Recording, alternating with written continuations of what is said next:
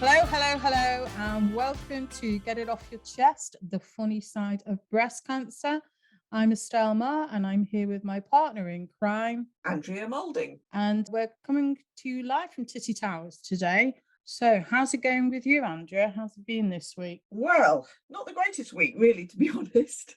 I'm meant to be having my breast reconstruction on Monday, and that's just been cancelled for the second time. Do you to walk around with your one boob in a constant circle because you've not got your balance? Yeah, exactly.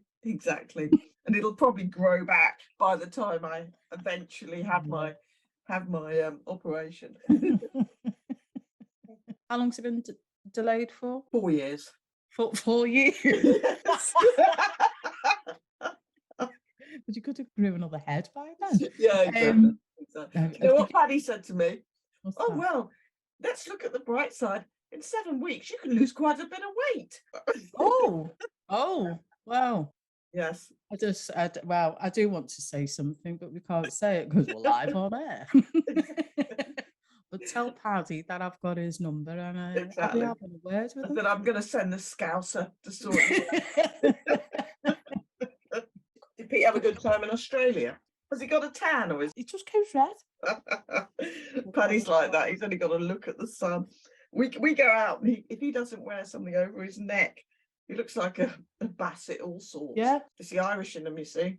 So we go away and, obviously I'm mixed race and the kids get a tan. So by the end of the 2 weeks, we're all like the Cosby kids. And Pete's sat there like Mr. Drummond, from different shows. With these two black kids. Anyway, back to the podcast. We are coming to you from Titty Towers, and you can probably hear the plane just landing now. It's flew in all the way from Seattle, and on board it's Diane Mapes. Hey, hi Diane. Thanks so much for joining us. Nice to meet you both. I listened to one of your episodes last night. I love the little jet sound. Oh, we'll put that on yours. Yeah, Jet we'll get you sound. on Concorde if you like. Finally. Yeah, finally. Yes, you're where Fraser. Is that where it's from, Seattle? Yes, that's where they filmed Fraser. Although the location of his apartment with that view of the Space Needle, it doesn't exist. Oh, really? Yeah. Where his place was supposed to be, it doesn't work like that. Can I ask when you had your cancer and what your treatment was? Oh, I was diagnosed in February of 2011. So I'm looking at 12 years out. Great. And I was diagnosed with stage 3 lobular breast cancer. It is a subtype of breast cancer that is, sometimes you hear them say, oh, it's rare, but it's like 15% of breast cancer is not rare. My treatment, since I had tumors in both my breasts, overachiever. Had the double, then had chemo. Yeah. And then after the surgery, after the chemo, then I did 33 rounds of radiation. And I had 10 years of anti-hormones, right? Yeah. Because it's estrogen receptor positive. So you're the same as me. feeds on estrogen and, we'll just take away all your estrogen, which is a big deal if you happen to be a woman. Yeah, definitely. Yeah. Your menopause has about half an hour notice. Because natural menopause just creeps up over 2 or 3 years, doesn't it? That's a normal woman. But literally, I went home, and by the time I got home, I was in full-blown menopause. It was like half an hour. I'd only gone out for milk. I come back, I was sweating like a pig. Grown a mustache and a beard. Spoiled in your hand because you're so hot. Exactly. That is just insane. And Estelle, that is spot on. You do basically go into menopause with about a half hour's notice, where right after my surgery, because I had a double when I was diagnosed in 2011, and I stuffed the drains where the boobs were supposed to be. Because I had 2 drains. I know what I'm going to do with you guys. Because, they're like little plastic hand grenades about the size of completely gross. Right? Yeah, they're horrible. I cut a little hole in my armpit so I could push the wires through. And I had a handbag over me, my shoulder, and the drains were in the handbag. So I could walk around, you know, like I was just clutching it, by the way, sloshing inside. I don't have a plastic bulb full of bloody water in my purse. That's it. They were in a Vivienne Westwood handbag. They looked fabulous. So when they opened it, she looked like a serial killer. You guys are going to start a trend. Drainwear. Drainwear, yeah. Drainwear. Oh my God. Hashtag drainwear.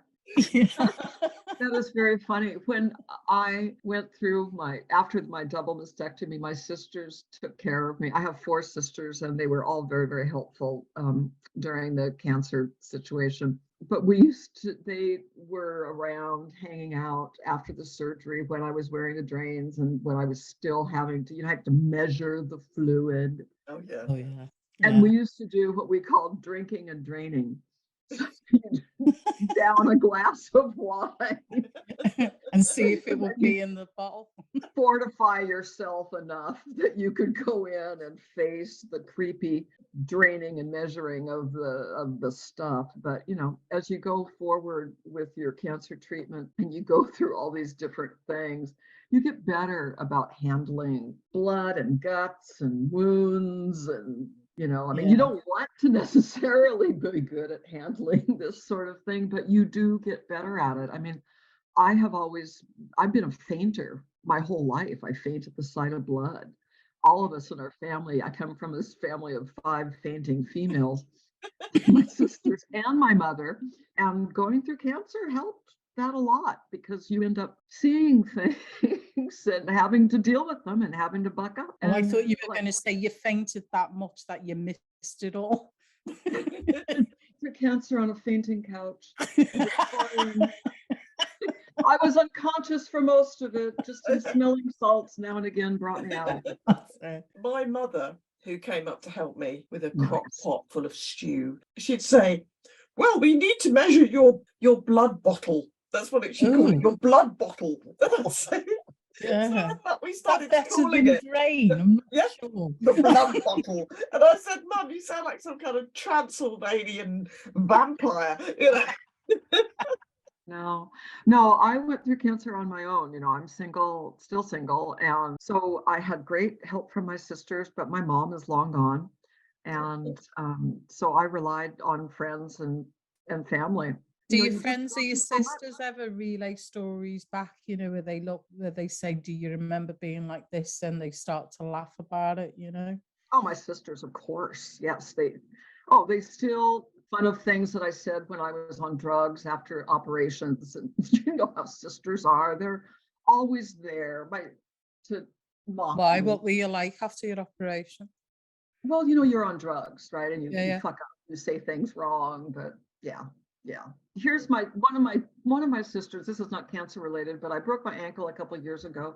One of my sisters came to the hospital. I'm in the ER. They doped me up with ketamine, apparently, and I don't know what else to put it, to put it back into the way it's supposed to go because it was going the wrong way. She takes a photo in the ER on ketamine in a patient gown as they're putting my ankle, setting it again. And then she blew the picture up and framed it and gave it to me for Christmas. This is my family. Drugs are a wonderful thing, aren't they? Drugs and family. I remember coming round after one of mine. I can't remember if it was the lymph nodes or the breast, but I remember the guy waking me up. Actually, it was my lymph nodes. That's right. And he waking me up, and I was going, "What are you doing here?" And he just went, "You're in the hospital." And I was like, "Yeah, I know, but why are you here?" And the nurse looked at me and she went, "Who do you think it is?" And I went, "It's Mel Gibson. Why aren't you in Hollywood? Why are you here?" Like that. And then he started laughing, and I was getting, you start feeling a bit of a tick going, why is he laughing at me? When did Mel Gibson stop being an actor and became a doctor? But all the while, I'm sobering up, if that's the correct term, from the drugs. And then, you know, his face starts changing from like, you know, Mel Gibson into somebody like, you know, George Wendt from Cheers, you know, absolutely nothing like George. That guy loves Nothing like him at all. I was like, Totally oh, loves you. shit. It's not even. I was like, okay. Can I have a blanket, please? I'm feeling a bit chilly. Kind of got over it then. But yeah, why aren't you in Hollywood? Well, I had my surgeon. He really offended me. My partner, he came in and he had a load of students with him, and they were lifting up the kind of rolls of fat on my stomach, going, "Oh, look at this subcutaneous fat, and look at this fat here, and this fat, and you're so fat." Then he said to me, "Do you know how much you weigh?" I said, "Well, you've just weighed me. That nurse has just weighed me. If you want to know how much I weigh, why don't you ask the nurse? She's just weighed me." And I came out of there, I was furious, and I got in the car. It was COVID. Got in the car with Paddy, and I was like, rant. And he said, "Do you want to make a complaint?" And I said, "No, because the next time I see him, I'll be unconscious and he'll have a knife in his hand." Yeah, you can't insult You him. don't want to piss him off. Yeah, exactly. Imagine Yes, waking but up all that and fat you is gonna took make the lovely wrong new- tits off. He'll put him on backwards. Yeah, got a tis on your shoulder blades on the back. I'm sorry, I got confused. It's been lovely talking with you, and I'm glad and you're you, doing and this, you. and I hope that you will continue to bring people on and have fun making fun of cancer. I'm sure we will. Well, Andrea, I wish you well with getting your Thank surgery you. scheduled.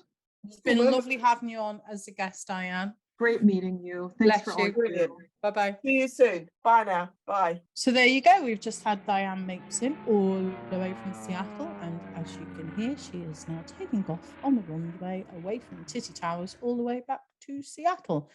She's been a great guest today. So if you want to write into us with your stories, or if you want to even come on as a guest, you don't even have to say who you are. Just give us a shout. You can find us on Facebook at Get It Off Your Chest, The Funny Side of Breast Cancer. We're also on Instagram. We're also on some fat fella's arm in the pub next door. I think he's got a tattoo on his arm. He's been putting an advert out for us. We're absolutely everywhere. So yeah, write in and that's it. Anything you want to add, the lovely Andrea? No, I just want to say I think Diane was a great guest. Thanks everybody. Bye. Bye.